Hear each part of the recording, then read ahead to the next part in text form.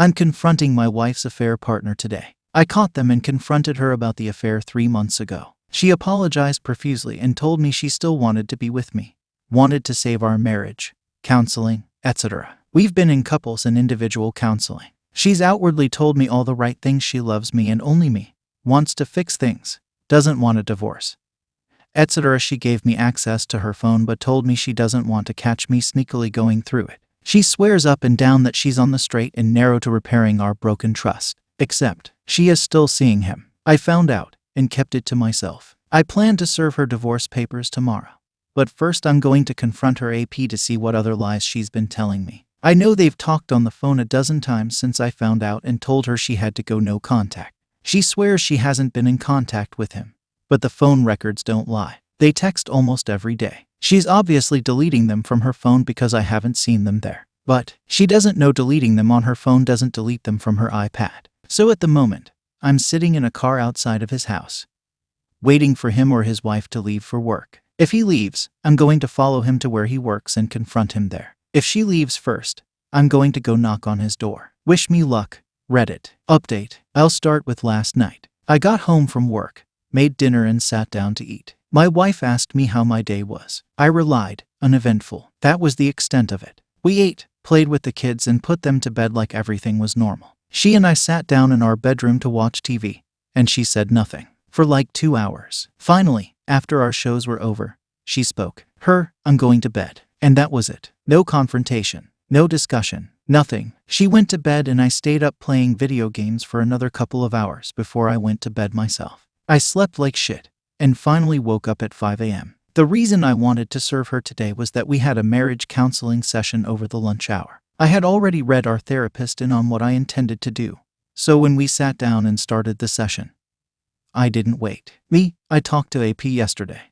Yeah, I talked to him too. Yeah, I know. I don't get it. Why would you go talk to him? Because I needed answers to some questions I had and you weren't being honest with me.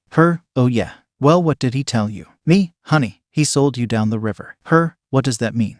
He told me everything about what you guys have been doing. The sneaking around, the secret meetings, the lovey-dovey phone calls, everything. Told you.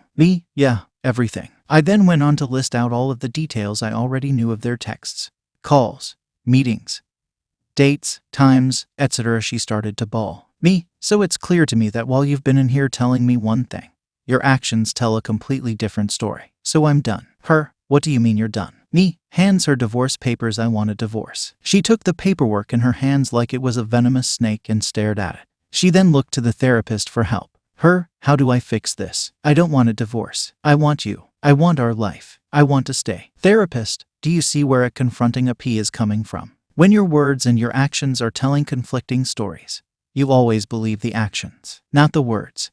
Your actions have told me all I need to know. How do we move forward from here without fighting, without vitriol, without dragging our children through the mud? The rest of the session was surprisingly cordial. There were a lot of tears on both sides. I expressed how betrayed and angry I am that she would continue this affair behind my back, thinking of me as the lovable idiot who would never know. She cried because her entire life as she knows it is ending. I told her I cut off her money supply, that she can use half of what we have to hire a divorce attorney. I told her she cannot live in our home anymore. She will need to go stay with family or friends. I told her I was done, and that there is no chance for reconciliation. She cried more. When we walked out of the appointment, she grabbed my hand and made another last-ditch effort to garner my forgiveness. I pulled my hand away and told her in no uncertain terms that was done, and I did not want her in my life anymore. She fell to the ground, sobbing. I walked out the door and left her like that. As I drove away from the therapist's office, I called AP's wife and left her a voicemail, saying, I really need to speak with you. Please call me back ASAP. I then called my attorney and told her to file the paperwork, but to hold on the TRO unless things got ugly. My wife called and texted me several times after I left. I let them go to VM and haven't listened to them yet. I felt dead inside as I drove to her parents' house. Before I walked in, my phone rang. It was AP's wife, calling me back. He hadn't said anything to her. I told her I needed to meet with her in person. Could I meet up with her in an hour? She said yes, and we set a place and time. I walked into her parents' house and told them everything.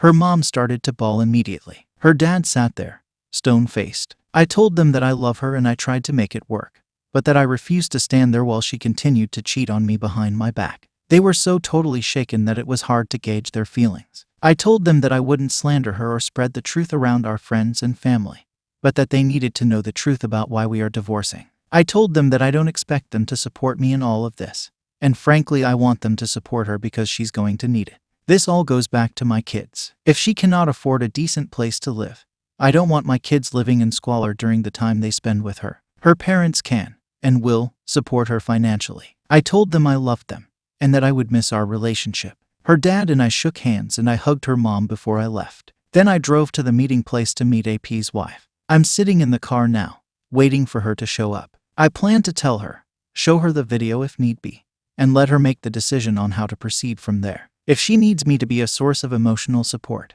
I will offer that. No one should have to suffer through this alone. So that's been my day. I still have to meet with AP's wife, pick up my kids from school, and change the locks on my house. I have a security system set up at home, so if she chooses to steal or damage anything, it will be on video. She knows that, too, so I'm not too worried about it. More to come. How I moved on from my ex. I was asked to post my story by a friend. He said it would give people suffering through infidelity hope. I met my ex, Kara, in early 1994. We clicked fast. We introduced each other to our families and friends within a month.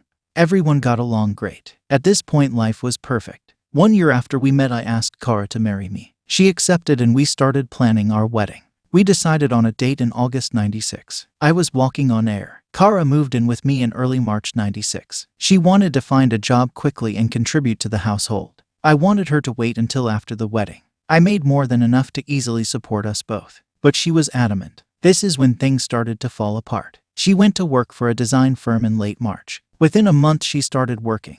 She became distant, showed little affection, and started talking endlessly about her project manager. I should have seen the red flags, but nope. D-Day was June 12, 1996. I came home from work early, and found Kara and her project manager, Tim, in our bed. They both panicked. Tim grabbed his clothes and left. Kara sat on the bed getting dressed and told me we were through. Her reason: he can help my career. You can't. 2 weeks after, Kara's BFF, Terry, called. She hadn't spoken with Kara in a while and wanted to chat. I told her what happened. She thought I was making a joke and started laughing. When I was silent, Terry realized I was serious. Kara had been kind enough to give me her new address and phone number if I ever wanted to chat or visit.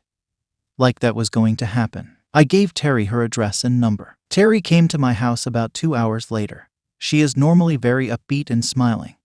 This time, she looked like she wanted to murder someone. She came in and gave me a hug. She cut loose with massive outburst about Kara and how she was lying B-word and that she was done with her. Kara had told Terry that I was physically and emotionally abusive. What a pile of crap. Terry and I started hanging out together. We never really talked a lot before. Turns out we both absolutely love British history and Italian food. Terry went back to school to finish her thesis in the fall of 96. We called each at least once a week, and we also visited each other a few times. In early November, I called and asked if could visit her on the 9th. She was about to start doing some hard research, and I knew her time was going to be needed for her project. I went to her apartment. When I got there, she asked me if I was calling and visiting her because I wanted to talk to someone, or was it because I liked time with her. This made me chuckle. I told her that my friends live within a mile of me. If I wanted to just talk or hang out, I wouldn't run up my phone bill or drive 2 hours. I liked being with her. She smiled and we went out for dinner and a movie. When we went back to her place, she turned and kissed me. I was stunned but quickly recovered and kissed her back. Our first date, first kiss, and the first time we slept in the same bed. The other first happened the next day when I left to get breakfast for us and came back to her apartment with an engagement ring. We were married on May 9, 1998. A few months after we were married, my sister called. Kara wanted to talk to me. She gave my sister her number. Terry said I should call, so I did. She apologized and wanted to know if we could try again. I thanked her, said I had moved on. At this point, Terry got on the call. Kara ended the call quickly after that. Kara called my sister and said that we had betrayed her. WTF.